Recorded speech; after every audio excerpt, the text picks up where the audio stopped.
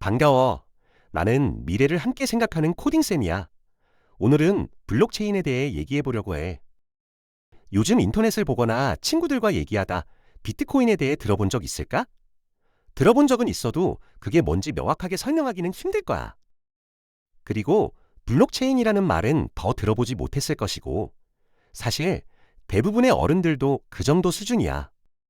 먼저 진짜 사람들이 모르는 게 뭐냐면 블록체인, 비트코인이나 이더리움 이런 것들을 모두 단순히 가상화폐라고만 생각한다는 거야. 그런데 이게 단순히 돈이라면 왜 하나에 수백만 원에서 1억 원이 넘기도 할까? 그리고 매일매일 가격이 변동되고 말이야. 이게 돈이라면 그런 가격이 될 수가 없거든. 대신 이렇게 생각해보자. 우리가 사는 세상에 기반 시설들 있지? 도로, 전기, 인터넷 같은 거. 이런 시설이 없으면 사회가 돌아갈 수 없잖아. 사실 비트코인이나 이더리움은 단순한 돈이라기보다 블록체인이라는 새로운 디지털 인프라 위에서 굴러가는 것들이야. 블록체인 자체는 그 인프라 자체를 가리키는 말이고, 그리고 사람들이 전기료, 통행료 이런 비용을 내는 것처럼 그 인프라를 사용할 때 필요한 사용료, 그런 걸 바로 코인이라고 할 수 있어. 자세한 얘기는 뒤에서 또 다루도록 하고 블록체인에 대해 좀 더 구체적으로 들어가 보자. 좀 더 쉽게 예를 들어줄게. 너희가 친구들 30명이랑 카카오 단톡방이 있다고 해봐. 거기서 누가 누구에게 돈을 빌려주거나 갚을 때마다 오늘 A가 B에게 5,000원 빌려줌 이렇게 적어서 보냈다고 해볼게. 그 메시지는 30명 모두의 휴대폰에 동시에 남아. 왜냐하면 30명의 휴대폰 단톡방에 똑같은 기록이 남아있거든. 자신의 폰에서 메시지를 지우려고 해도 나머지 29명의 폰에는 그대로 있어. 이렇게 누구 한 명이 마음대로 고칠 수 없고 모두가 같은 기록을 신뢰할 수 있게 만드는 시스템. 바로 블록체인이야. 그런데 여기에 누군가가 아이디어를 냈어. 이렇게 신뢰할 수 있는 시스템이 있는데 이것을 이용해서 화폐도 만들자는 아이디어. 그렇게 블록체인 안에서 만들어진 첫 번째 화폐가 비트코인이야. 다시 말해, 비트코인은 블록체인이라는 인프라가 있었기에 만들어질 수 있었던 화폐 시스템인 거지. 다른 비유를 들면 블록체인은 인터넷과 같은 것이고 비트코인은 인터넷에서 사용하는 유튜브 앱, 카카오톡 앱 이런 거라고 생각하면 돼. 블록체인과 비트코인의 차이가 조금은 이해됐을까? 블록체인이라는 기술 위에서 화폐가 만들어졌다고 했는데 이런 생각하는 친구가 있을 거야. 뭐 그런 게 있을 수 있겠지. 그냥 게임머니 같은 건가? 로벅스? 포인트? 이렇게 말이야. 그런 생각이 들 만한 이유가 있어. 이미 사람들이 돈을 쓸 때 지폐나 동전을 쓰지 않고 카드나 페이를 쓰는 게 일상화됐고, 그래서 돈을 쓰긴 하지만 돈을 주고받는 것이 아닌 그냥 은행 통장에서 돈이 나가고 들어온 기록만 남는 것에 익숙해졌거든. 돈이라는 것이 물질적인 것이 아닌 거래의 기록, 장부에만 남는다는 점에는 비슷한 거야. 차이점은 기존의 화폐 시스템은 은행이나 카드사 같은 곳에 기록이 남고 블록체인 기반의 비트코인은 검증하고 신뢰를 주는 주체가 블록체인 네트워크에 있는 전 세계의 사람들이라는 점이 다르다는 것이지. 이번 수업에서는 비트코인이 기존의 화폐와 비교했을 때 어떤 가치를 갖느냐는 다루지 않을 거야. 그냥 블록체인과 비트코인의 차이 정도만 얘기하고 넘어갈게. 자, 지금까지는 블록체인이 뭔지, 블록체인과 비트코인의 차이를 개념적으로 설명해 줬는데, 이제부터는 이런 블록체인 기술이 만들어진 진짜 이유를 설명해 줄 거야. 블록체인은 전 세계 수많은 컴퓨터가 함께 거래를 확인해 주기 때문에 특정 기관 하나를 믿지 않아도 되는 기술이라고 했는데, 도대체 이런 기술은 왜 필요했을까? 여기가 정말 중요한 부분이야. 기술이라는 건 그냥 멋있어 보여서 만들어지지 않아.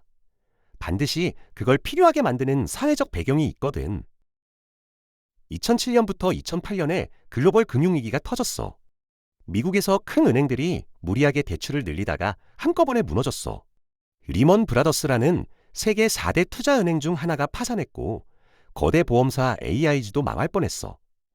사람들이 평생 모은 돈을 맡겨뒀던 은행들이 줄줄이 흔들리는 거야. 은행에 돈을 맡기면 안전하다는 이 100년을 넘은 믿음이 깨진 거지. 그런데 더 충격적인 건 그 다음이었어. 정부와 중앙은행이 무너진 금융 시스템을 살리기 위해 엄청난 양의 돈을 새로 만들어내기 시작한 거야. 문제는 이거야.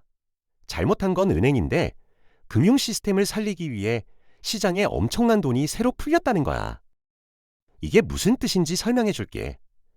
10년 전에는 5천 원이면 사 먹던 음식이 지금은 만 원을 넘지? 학교에서 사회 경제 시간에 들어봤을 거야. 돈을 너무 많이 찍어내면 돈의 희소성이 줄어들고 같은 물건을 사기 위해 더 많은 돈이 필요해지는 현상. 바로 인플레이션이야. 결국 우리가 갖고 있던 돈의 실질 가치는 줄어드는 거야. 그때 많은 사람들이 같은 의문을 품기 시작했어.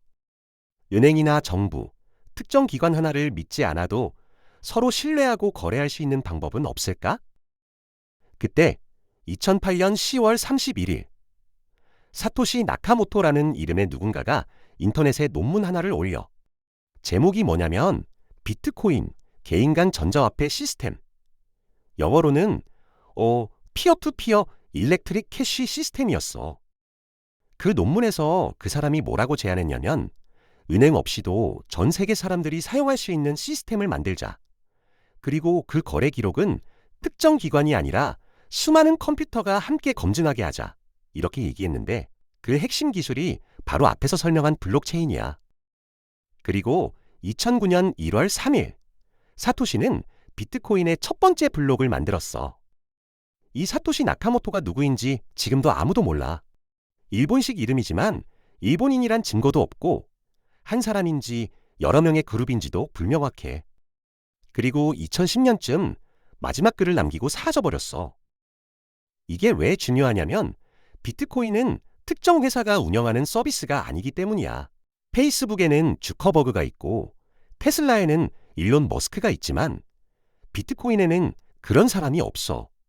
그래서 특정 사람을 잡아간다거나 특정 회사를 인수한다거나 하는 일이 생길 수 없고 비트코인을 멈출 수 없어.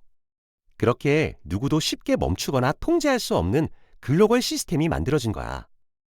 이런 역사적 배경을 갖고 만들어진 게 블록체인이고 그리고 비트코인은 블록체인을 사용한 첫 번째 성공 사례가 된 거야.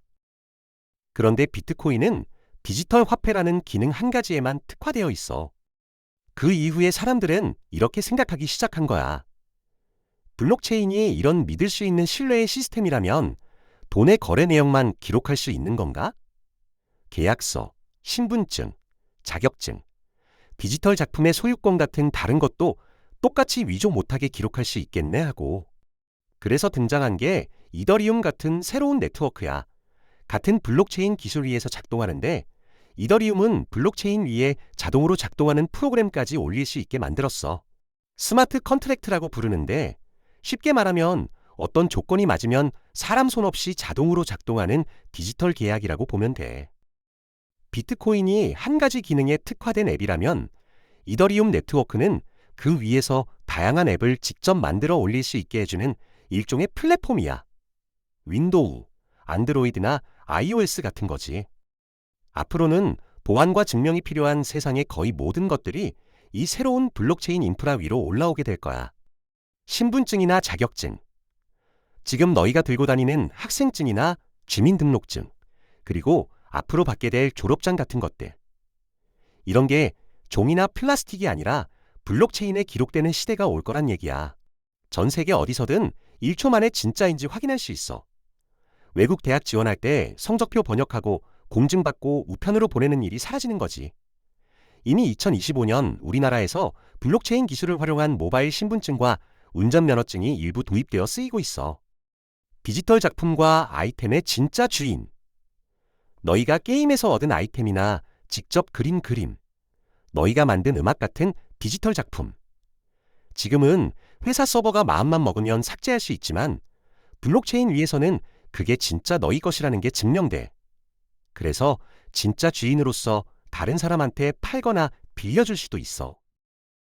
블록체인 기반의 이더리움 네트워크가 새로운 인프라로서 앞으로 만들어낼 변화와 새로운 확장성이 무궁무진하다는 거지. 하나 더 알아야 될 것은 이더리움과 같은 네트워크는 계속 만들어지고 있다는 거야. 이름은 들어봤을지도 모르는데 리플, 솔라나 같은 수십 개의 새로운 블록체인 네트워크가 계속 만들어지는 중이야. 사람들이 코인으로만 알고 있는 이 네트워크들이 우리 실생활 속에 어떤 기반 인프라로 들어올지 실은 상상이 안 돼. 결국 너희 학생들이 이 모든 변화가 완전히 자리 잡은 미래 세상의 주인공으로 살아가게 될 거야. 그래서 너희들이 기술의 본질을 올바르게 이해하는 눈을 갖는 게 정말 중요해. 인터넷이나 스마트폰이 처음 나왔을 때 그 본질을 알아본 사람들이 네이버, 카카오톡이나 쿠팡 같은 엄청난 서비스를 만들어서 대성공을 거뒀어. 이 새로운 인프라와 기술이 바꿀 사회 변화를 미리 공부하고 준비하는 사람만이 그 거대한 기회를 잡을 수 있는 거야. 우리가 아직 상상하지도 못한 새로운 직업과 사업 기회들이 등장하게 될 거야. 앞으로 너희가 전공이나 진로를 정할 때도 이런 새로운 인프라와 기술을 이해하면서 정해야 해. 새로운 변화 속 기회는 먼저 이해하고 준비한 사람이 가져가게 될 테니까. 오늘 배운 블록체인도 그중 하나야.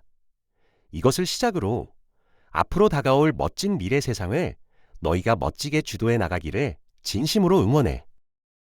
자, 이제 설명은 그만하고 파이썬으로 블록체인을 직접 만들어 보도록 할게. 리스트와 딕셔너리를 써보고 암호화, 해시함수, 온체인에 대한 것도 직접 실습해 볼 거야. 나는 이만 퇴장한다. 다음에 디파이, 자산의 토큰화 같은 주제를 가지고 다시 만나도록 하자.